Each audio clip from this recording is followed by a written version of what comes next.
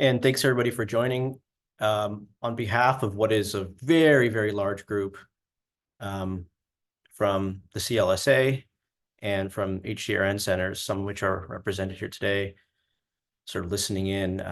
Lindsey and I are very happy to describe the linkage of the Canadian Longitudinal Study on Aging to provincial data centers, which has been a multi-year project that has come to a successful set of outcomes, which we'll demonstrate.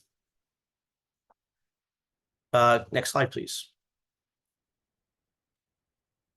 And so we'll take this in hopefully easy order in sort of a who, what, where, when, why sort of thing. So I'll start by describing who are the partners involved in this multi-year collaboration, which you might be able to guess, but we'll say a bit more about what the CLSA is, so folks are aware.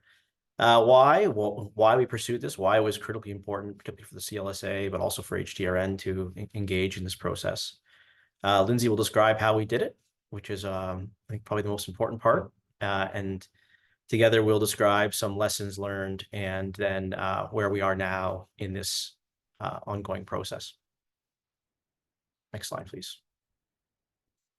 So the who, and I guess we'll go to the next slide. You folks will know HDRN data centers, I should think. You know yourselves, you know your collaborators in this wonderful network. And so I won't overview that. But essentially, we were working, we being the CLSA, with HDRN, enabling staff and units together individually with provincial data centers involved in HDRN. Those that have been involved in the network for quite a long time, those that were newer as part of the process, to link the CLSA data. And I'll tell you a bit more about what the CLSA is. Because in many ways, I think we were new to the group and we were not formally part of the network. We're part of the alliance. So the Canadian Longitudinal Study on Aging, we colloquially say CLSA. It's a large research platform. It is a strategic initiative of CIHR. Began at the initiative of the Institute of Aging's leadership in, if I'm not mistaken, hard to sort of date it, in 2001 with a request for proposals, which was awarded to three principal investigators, Tina Wolfson, Susan Kirkland, and Parminder Raina, who are the PIs. And from that point forward, there was a series of pilot studies and successful CFI applications that made the platform feasible and well examined such that it could launch formally with a tested protocol in 2011. And it continues to this date and will continue going forward. I'll describe that. And so it's a set of national infrastructure that enables interdisciplinary research on aging, how individuals in the country are aging, aspects of aging, how things are related, risk factors, and correlational analyses in a longitudinal manner following individuals, the same individuals over the period of the study, which I'll describe. And essentially, it was put together as a result of our aging population and the need to understand our aging population, plan for needs, and essentially demonstrate a host of evidence around successful aging. Next slide, please. It's difficult to describe, as you're sort of hearing. It's a absolutely large, massive platform. It involves more than 160 researchers and collaborators from 26 institutions in the country. It is multidisciplinary by nature, as is aspects of aging, and includes biology, genetics, medicine, psychology, sociology, demography, economics, epidemiology, the gamut. And this is reflected not only in the information that's collected on consenting participants as part of the platform, but it also represents the investigators, co-investigators, and working group members from across the country and indeed around the world that are supporting what we collect from participants and the need to collect that, how we do it in terms of our methodology and in comparison to longitudinal studies internationally. And of course, utilizing the platform as well in terms of the data that have been generated. And so an absolutely large group. It's the largest research platform of its kind in aging, certainly in Canada, and it's unique in terms of its breadth, depth, and scope and detail internationally. Essentially, although not quite to detail, it's following 50,000 Canadians who were recruited in 2011 between the ages of 45 and 85, and will be doing so for until 2033. I'll go into more of those details. Next slide, please. As I mentioned, it includes a lot of institutions, and so it is a collaboration of multiple universities across Canada, chiefly. And so hosted at these universities are various enabling centers. And so McMaster University, we host the National Coordinating Center and the Biorepository Center. At McGill University, that's our Data Curation Center is hosted there, which prepares and distributes data sets to researchers. And at various institutions, we have computer-assisted telephone interview technology and centers that exist at Victoria, Manitoba, Sherbrooke, and Halifax. And at the majority of the institutions listed here, we have in-person data collection centers that are also used, where we also do in-person, but also in-home around a radius of the institution. And so it is a very, very large collaboration with integrated ethical approvals and processes for procurement, et cetera, a large, large infrastructure. Next slide, please. There are two critical features, well, more than two, but there's critical features to the cohort in the CLSA. One is we have a tracking cohort and a comprehensive cohort. In the tracking cohort, the original protocol specified 20,000 participants from all 10 provinces who are followed by means of telephone interview. And so that means that information that can be collected by telephone interview is collected at that point from the relative minority of participants in the CLSA. That same information is collected on what's called the comprehensive cohort, which is the relative majority of participants, about 30,000 individuals. And these individuals are selected based off of a 25-kilometer or 50-kilometer radius, depending on the site, of a data collection center, which is a participating institution like McGill, for instance, or McMaster, or Ottawa, or Vancouver, where there are, in fact, 2 sites. And they're followed by either in-home interviews as well as physical assessments, and there are various accommodations as time goes on for individuals. And again, that the same tracking information is collected, which is essentially a very long response survey. But in addition to that, there are information collected around physical measurements of many types, which I'll overview briefly. Next slide, please. And so this is sort of the CLSA tattoo, you might say. And so it kind of, in a one slide, kind of says everything about the platform that a slide can possibly say. And so the targeted was 50,000 individuals age 45 to 85 at baseline in 2011, weighted towards the middle-age individuals, so the lower end of that age spectrum.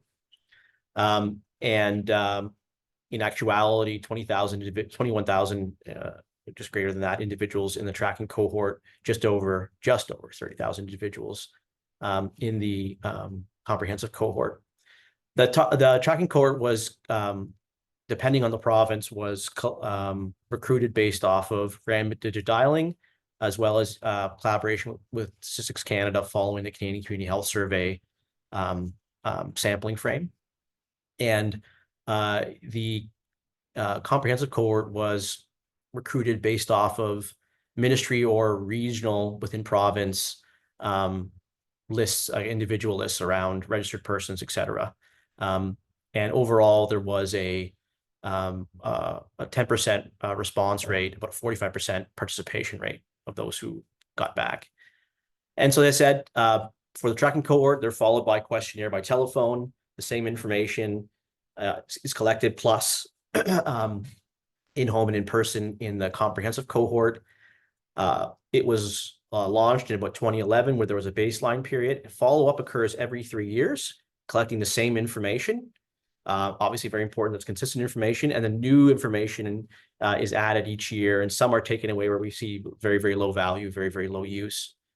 And so every 3 years, expected to have 6 follow-ups, which will conclude in 2033. But the platform itself, in terms of consent to use information on an ongoing basis, is consented to conclude at 2059. And so of these individuals, they had the option to provide consent for linkage to health information. In this case, linkage that those information would come to the CLSA, and 47,000, just over, or 90% of the sample have consented to that. For individuals that we lose the follow-up, they have consented for continuing following and use of their data.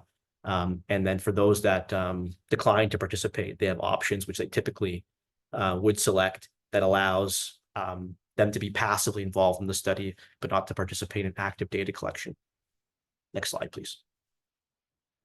And so it's national in scope, however, excluding our territories.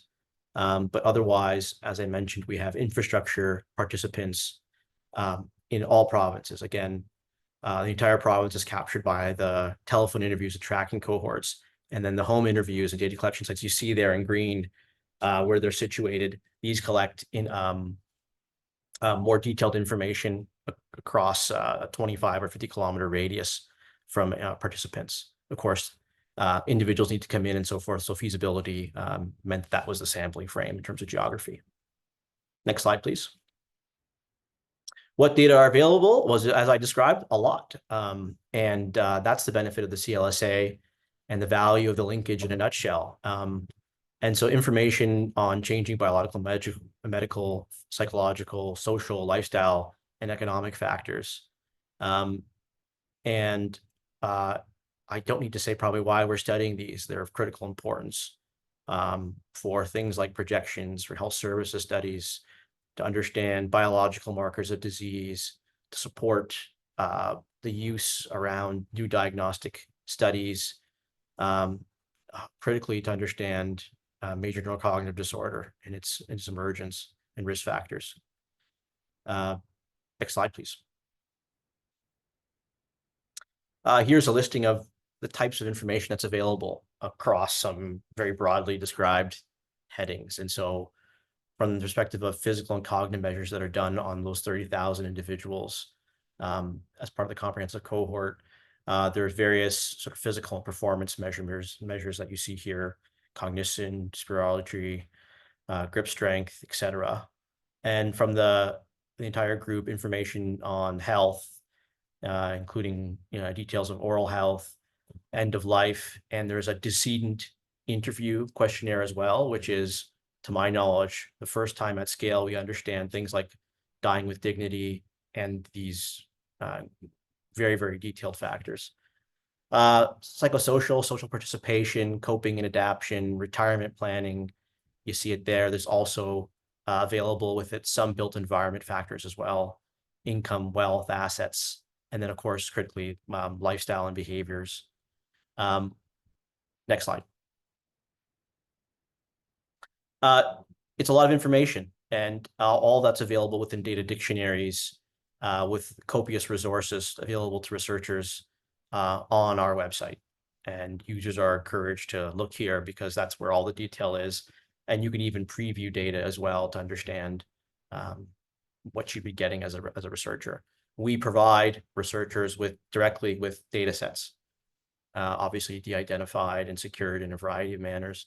But that is direct from our essentially our data sharing platform, Magnolia, where individuals about 3 or 4 times a year are able to request data, provide a summary of what they're requesting and why. It's reviewed by an arm's length committee, and then at their instruction, it's released by the Data Curation Center at McGill University. Next slide, please. So why, if it's not already obvious, why would we collaborate?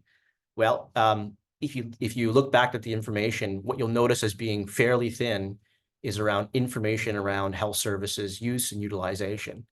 There are a variety of reasons as to why that's the case. Number one, issues with recall. and issues with the amount of detail that would be required, and that would lengthen and hurt the feasibility of the CLSA in terms of individuals responding. And so we have a very light, in fact, a module around health services use, the sort of typical survey responses of how often have you seen a physician and so forth. And we do understand things like the individual's knowledge of their own diagnoses and so forth. But that's not cross-checked with administrative records and so forth. And so that information is stemmed because from the beginning of the protocol, data linkage was always anticipated. And so that provides longitudinal data on health services information of a variety of sorts and other information in between those 3-year periods, which is crucial to the platform and the protocol. And so accomplishing that is the why. Next slide, please. And so the rationale, I think, is pretty clear where, typically, although not always the case in administrative, we call it administrative, they're not always administrative data centers across the provinces. We don't have detailed biological, medical, psychological, and social data, except by some exceptions of various other surveys that can be linked in. And that is available in the CLSA and meant to be made available on our 50,000 or almost 50,000, 47,000 consenting participants who are providing information over a period of 20 years and available for use for much longer. And for the CLSA, it's also important for our information sources, because as a study, there's two things that are important. Number one, we want to be able to facilitate information and studies and research around health services, health systems.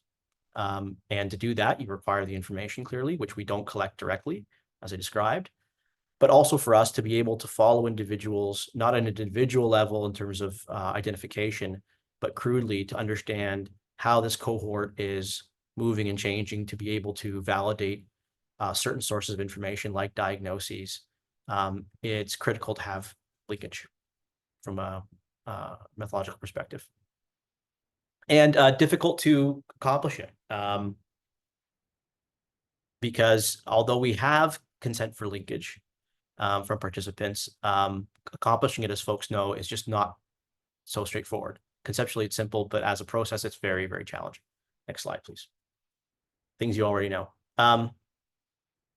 And so the collaboration with HDRN has been critical for us. Number one, we needed, for us to be able to go to provinces one by one, data centers one by one, would be an extreme challenge of organization. And as you can imagine, moving through privacy considerations, feasibility considerations, having all those separate conversations is not likely to end up anywhere, and certainly not anywhere consistent. And so partnering with HDRN in this process is completely critical for us.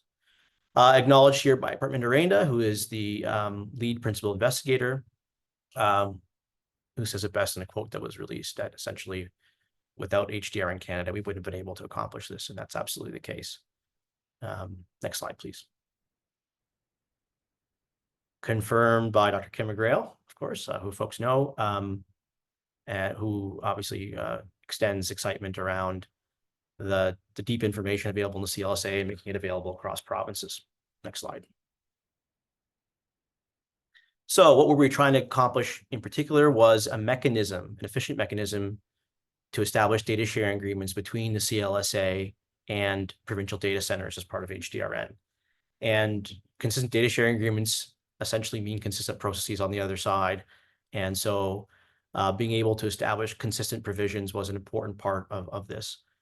And then a consistent as possible workflow across the various data centers to be able to create documentation processes where researchers could access linked CLSA data, and supporting important elements like what would be the data update frequency in terms of feasibility and need, and to be able to work together to have seamless access and methodological resources, and indeed to partner on some yet to be started but soon to be begun methodological studies that support research access to the data in terms of creating knowledgeable proposals and so forth, and doing some measurement analysis, et cetera.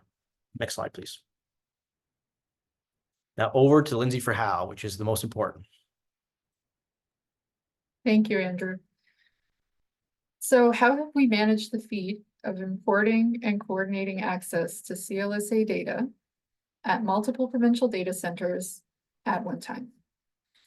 Next slide, please. Our first steering committee meeting, as you can see here, was in August 2021, but preparation actually began earlier to assemble the committee, schedule meetings, prepare background documents, what have you. And I do want to comment that our regular steering committee meetings were instrumental to building this strong partnership and moving the work forward. Next slide.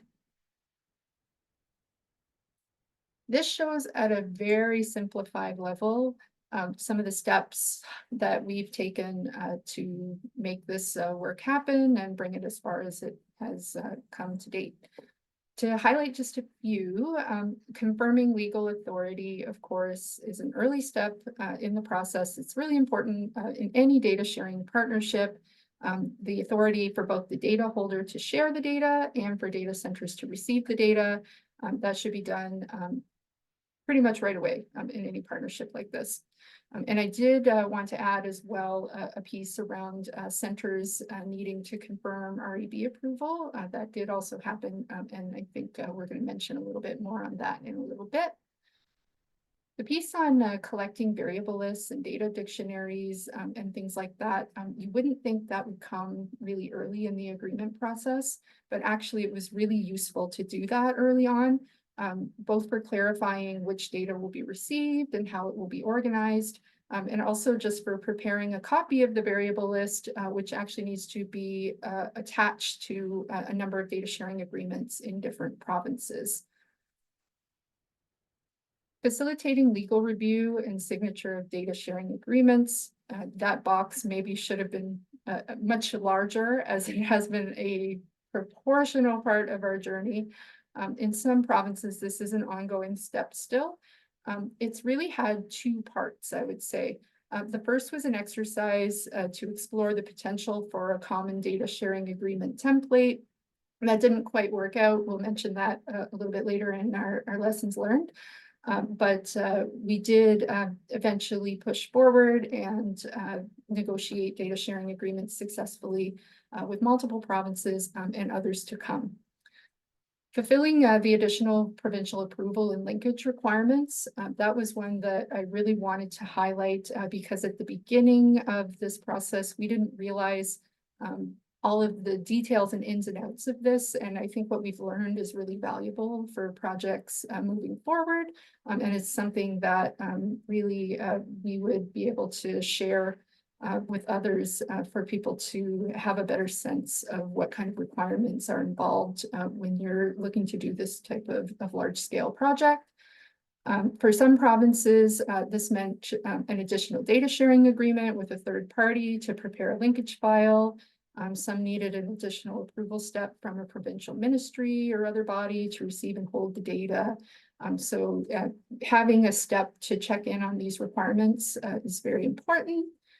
We also found that negotiating and documenting shared data access processes was a pivotal activity that we embarked on together. We spent a lot of time working out logistics relating to things like project notification, amendment processes, what we do for research dissemination requirements, invoicing.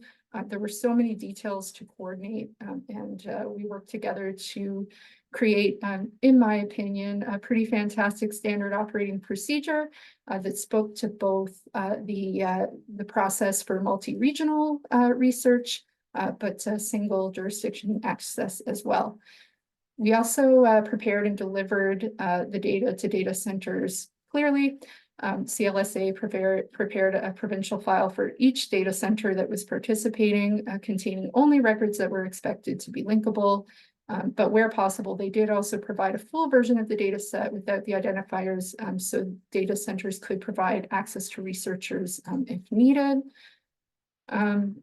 We did also have a step that was communications oriented. It's really important in a project like this, of course, to get all of the communications teams together and coordinate when and how the announcement of data availability is going to be made. And then once processing in data and preparing for linkage is complete, you're ready to announce the data is ready to request and of course celebrate. And we'll provide a breakdown of who has the data as of now in a few slides. Next slide, please. Okay. So a key part of this experience, as well as actually getting the data into the data centers, has been to reflect on what we've learned, what our challenges have been, and what has facilitated this work and made it easier. This is not only to benefit, of course, the CLSA and HDRN partnership, but to share it with others who are thinking about doing similar work as well. Next slide, please.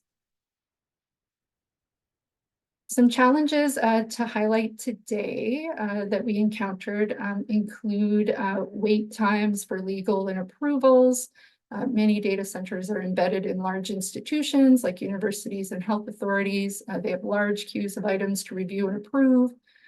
So we found that definitely took some time and we needed to plan for that. And some data centers have also faced some specific complexities that have extended that time for them as well. We set up a coordinated access process for single region requests, as well as the multi-regional DASH program. That was something that we realized had to happen in parallel when data centers are holding data, not only for the multi-regional access, but for single region access as well. We worked on harmonizing processes for managing requests to access Indigenous self-identifiers. That work is ongoing. These variables were not initially part of the data sets that were provided to the first data centers that were participating. Work is still underway to map out a mechanism for data centers to demonstrate that they have the data management and access processes in place that they need to hold these variables. And CLSA may be able, during discussion, to speak a little bit more to that, as well as some of the different linkage methods required for data preparation or satisfying the requirements of multiple research ethics boards. Next slide, please. A few facilitators that we found were instrumental to the project included appointing a key point person at HDRN, CLSA, and each data center, and checking in regularly to ensure the project continued to move forward. Maybe sounds a little bit obvious, but there are a lot of players involved in each data center, especially when we're trying to do all of the technical requirements that we need to make the data move. So having that one person to coordinate locally among all of the people who worked on the project was really helpful. We also modified the meeting structure. I think a previous slide mentioned that we had our monthly steering committee meetings, which were amazing. And we also found that sometimes we had to change the format of meetings a little bit, change the frequency to fit the stage of the project that we were in. So if things were moving more quickly with agreements or something like that, we made sure to have shorter, more frequent meetings to move that work forward at a quicker pace. And finally, confirming each organization's understanding and agreement of shared procedure with an acknowledgement process. That was a mechanism that we created that we have actually adopted since for other projects.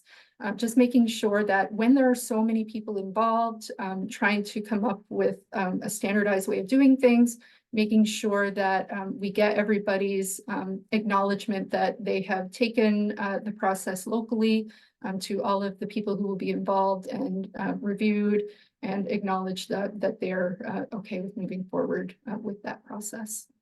Next slide, please. Okay, and finally, lessons learned. So a common data sharing agreement, as I mentioned earlier, we worked a little bit at the beginning, thinking about, is there a way that we could come up with some common language in data sharing agreements for data centers to take back to legal counsel and use for these types of initiatives. So we worked on comparing the different agreements and making some suggestions, but in the end, the data sharing agreements did need to be drafted for each data center. So we have, though, a lot of things that we learned from that exercise that we're hoping we'll be able to, share moving forward. And also, there has been a minimum level of consistency ensured through common provisions, and that is really credit to CLSA for all of the work that they did working with all of the different legal counsel and making sure that those agreements were in line. We also learned that every organization's procedure details don't need to be exactly the same to create a common process. I think that's something that I shared in a previous conversation. And I would say that the Data Access Support Hub with HDRN has done so much work in that area to help us conceptualize how that looks. We were able to come up with common process points that where each organization could meet and then move forward in the next, stage, largely credited to that work that Dash has done in the past. And sharing key processes through those steering committee meetings and other regular communications really lent to being able to do that as well. And of course, as I mentioned earlier, plenty of time for legal review, very important to do that.